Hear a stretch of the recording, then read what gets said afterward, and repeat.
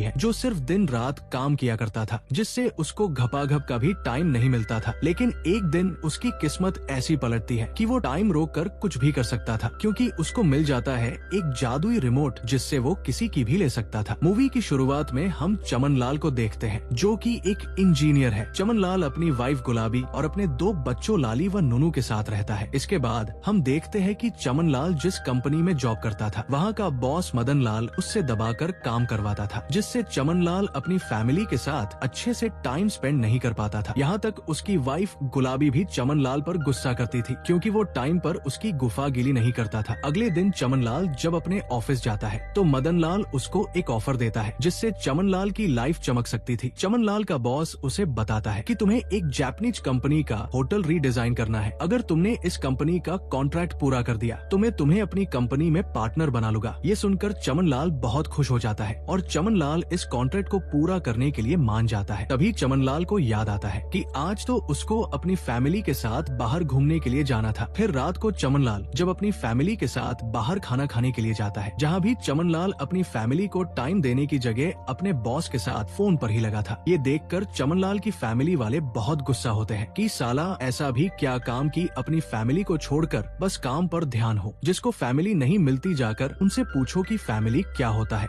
इसके बाद सभी अपने घर आ जाते हैं, जहां हम गुलाबी और चमन लाल को देखते हैं। गुलाबी बाहर घूमने जाने के लिए उतावली हो रखी थी, इसलिए वो चमन लाल को घूमने की बोलती है। तो चमन लाल गुलाबी को बताता है कि बेबी हमें हमारा घूमने जाने का प्लान कैंसिल करना पड़ेगा, क्योंकि मेरे बॉस ने मुझे बहुत बड़ा प्रोजेक्ट दिया है और इस प्रोजेक्ट को पूरा करने के लिए मेरे पास तुम्हारी गुफा की साइज से भी कम टाइम है और इसको पूरा करने के लिए मुझे टीवी पर एशियन आर्किटेक्चर की डॉक्यूमेंट्री देखकर प्रोजेक्ट को पूरा करना है। चमन लाल टीवी चालू करने के लिए जब रिमोट उठाता है और उसे ऑन करता है, लेकिन वो टीवी का नहीं बल्कि हेलीकॉप्टर ऑन हो जाता है, जो सीधा आकर चमन लाल को लगता है, जिससे चमन लाल को बहुत गुस्सा आ जाता है और वो सभी के ऊपर चिल्लाने लगता है और उनसे कहता है कि बेन के घोड़ों, इस घर में मुझे कोई भी चीज जगह पर क्यों नहीं मिलती। अब तो मुझे यूनिवर्सल रिमोट लाना ही पड़ेगा। जिसे लेने के लिए चमन लाल सीधे मार्ट में पहुंचता है। यूनिवर्सल रिमोट वो होता है जिससे आप सभी इलेक्ट्रिक चीजों को कंट्रोल कर सकते हो। चमन लाल मार्ट में आकर वहाँ के वर्कर से यूनिवर्सल रिमोट के बारे में पूछता है, लेकिन उस वर्कर को तो ऐसे रिमोट के बारे में पता ही नहीं था। फिर चमन लाल उस रिमोट को मार्ट में ढूंढने लगता है, पर उसे कई रिमोट नहीं मिलता, जिससे परेशान होकर वो वही बेड पर लेट जाते हैं, क्योंकि वो उसकी लाइफ से परेशान हो चुका था। एक तो चमन लाल के बॉस ने उसकी गैंड मार रखी थी। तभी चमन लाल की नजर मार्ट में एक रूम के ऊपर जाती है, जिस पर बियॉन्ड लिखा हुआ था। अब चमन लाल ये देखना चाहता था कि इस दरवाजे के पीछे क्या है। ये देखने के लिए उस रूम के अंदर जाता है। ये जगह अंदर से दिखने में तो कबाड़ खाना लग रही थी। तभी वहाँ चमन लाल की मुलाकात वहाँ बेरोजगार नाथुलाल इंजीनियर से होती है। ये नाथुलाल चमन लाल से पूछता है कि तुम यहाँ क्या लेने आए हो। तो चमन लाल बिना देरी किए हुए नाथुलाल से कहता है कि मुझे एक ऐसा रिमोट चाहिए जिसकी मदद से मैं सारी इलेक्ट्रिक चीजों को कंट्रोल कर सकूं, और जरा जल्दी वो रिमोट बना देना,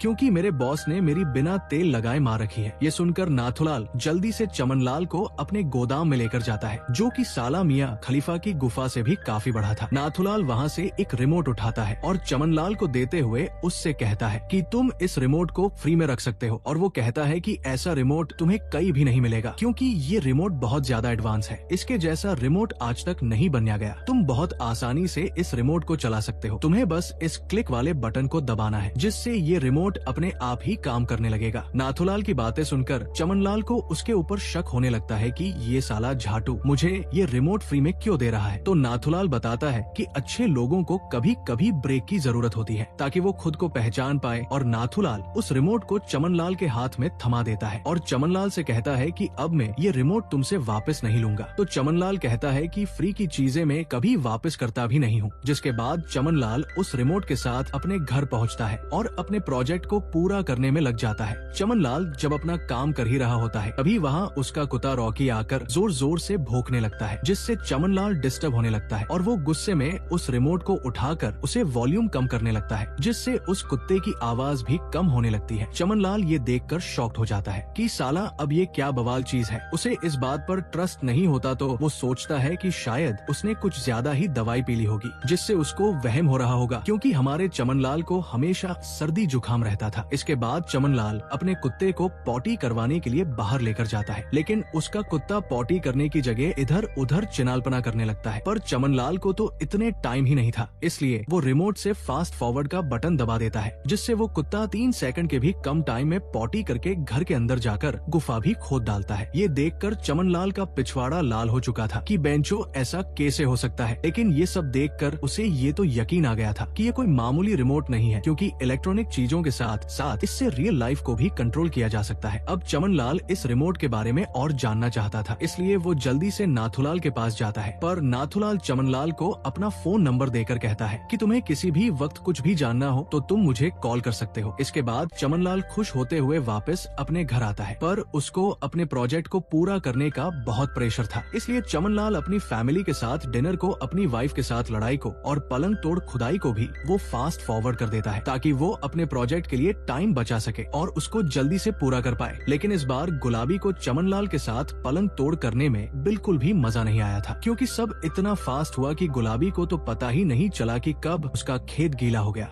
और गुलाबी इस बात से भी लड़ने लगती है कि चमनलाल को वो बातें भी याद नहीं थी, जो बातें उन्होंने साथ में डिनर करते टाइम करी थी, क्योंकि चमनलाल ने सब कुछ स्पीड में कर दिया था। अब चमनलाल गहरी सोच में पड़ चुका था कि बेंचो ये तो लफड़ा हो गया, ऐसे तो मुझे कुछ भी याद नहीं रहेगा। इसलिए वो जल्दी से नाथुलाल को कॉल करता है और उससे पूछता है कि जब मैंने टाइम को फास्ट फॉरवर्ड किया था, उस दिन की हुई बातें मुझे क्यों याद नहीं है। तो नाथुलाल जल्दी से उसके पास आ जाता है और चमनलाल से कहता है कि जब तुम टाइम को फास्ट फॉरवर्ड करते हो, जब तुम्हारी बॉडी ऑटो पायलट पर चली जाती है, जिससे तुम्हारी बॉडी तो वहीं पर रहती है, लेकिन तुम्हारा दिमाग कहीं और चला जाता है। इसका मतलब यही कि तुम उस जगह हो भी और नहीं भी। ये बोलकर नाथुलाल वहाँ से चला जाता है, जिसके बाद चमनलाल उस रिमोट का यूज अपनी हर छोटी मोटी चीजों में करने लगता है, जैसे कि अपनी सर्दी जुकाम ठीक करने में, ऑटो और नहाने और ऑफिस के लिए तैयार होने में भी, और ऑफिस जाते वक्त ट्रैफिक जाम से निकलने में भी। अब ऐसे कर करके चमनलाल अपने प्रोजेक्ट को पूरा कर लेता है। अब फास्ट फॉरवर्ड करने की वजह से वो दिन भी जल्दी आ चुका था, जब चमनलाल को अपना बनाया हुआ डिजाइन जापानीज लोगों को दिखाना था। अब ये प्रोजेक्ट उसने रिमोट को फास्ट फॉरवर्ड करके बनया था। अब चमनलाल जापानीज लोगों के सामने अपने प्रोजेक्ट को अच्छे से दिखा रहा था कि अचानक चमनलाल के गैंड का कीड़ा एक्टिव हो जाता है और वो उन जापानीज लोगों के सामने उनके ही जापानीज खिलाड़ियों का मजाक बनाने लगता है और उनसे कहता है कि तुम्हारे खिलाड़ी तो जबरदस्त है, पर उनका छोटा चेतन बहुत ही छोटा है। ये सुनकर वो जापानीज लोग गुस्से में वहाँ से उठकर चले जाते हैं और आपस में गुटरगू करने लगते हैं। तो चमनलाल भी सोच में पड़ जाता है कि ये साले कई मेरे प्रोजेक्ट को मना नहीं कर दे। तो चमनलाल उनकी बातें सुनने के लिए उस रिमोट को उनकी तरफ करके वॉल्यूम बढ़ा देता है, जिससे उसे उनकी बातें सुनाई देने लगती है। जापानीज लोग बोल रहे थे कि उन्हें चमनलाल का डिजाइन बिल्कुल भी पसंद नहीं आया और वो ये भी कहते हैं कि इस चमनचू ने इस डिजाइन को जरूर उस एशियन आर्ट अटैक की वीडियो देखकर बनाया होगा, इसीलिए तो इसने होटल के रूम को छोटा और लॉबी में नदी को बनाया है। तभी जापानीज का बॉस कहता है कि जल्दी खाना खाते हैं और यहाँ से निकलते हैं, जिसके बाद सभी जापानीज वापस टेबल पर आ जाते हैं। अब चमनलाल ने उनकी बातें सुन ली थी, तो चमनलाल उन जापानीज से कहता है कि ये डिजाइन बिल्कुल ही खराब है, हमें इस होटल के रूम और बड़े कर देना चाहिए, और ये हाल में किस गधेड़े ने नदी बना दी, इसे भी हटा दी जाए और इसकी जगह एक बार बनाएंगे। हमें तो बस हम सबके फायदे के बारे में सोचना चाहिए और खाना खाने के बाद में आप सभी को गुफा के मार्ट में लेकर चलूंगा, जहाँ जाकर हम सभी दबाकर कुल्फी फैलेंगे।